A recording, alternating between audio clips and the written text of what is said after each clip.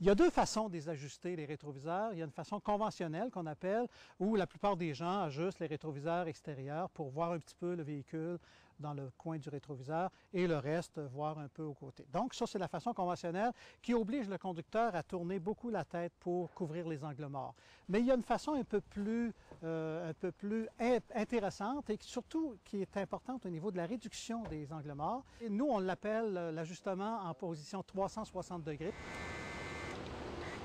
Pour ajuster les rétroviseurs de cette façon-là, la façon la plus simple, si on veut ajuster le rétroviseur de gauche, évidemment, il faut d'abord ajuster le rétroviseur de droite pour couvrir toute la lunette arrière.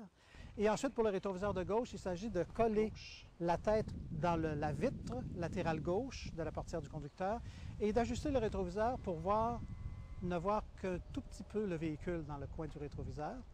Et ensuite, pour celui de droite, on se tasse la tête à la hauteur du rétroviseur intérieur du véhicule et on ajuste le rétroviseur extérieur droite de la même façon. Et à ce moment-là, les trois rétroviseurs deviennent complémentaires. C'est-à-dire que souvent, lorsqu'on ajuste de façon traditionnelle, là, on voit la même image dans les trois rétroviseurs.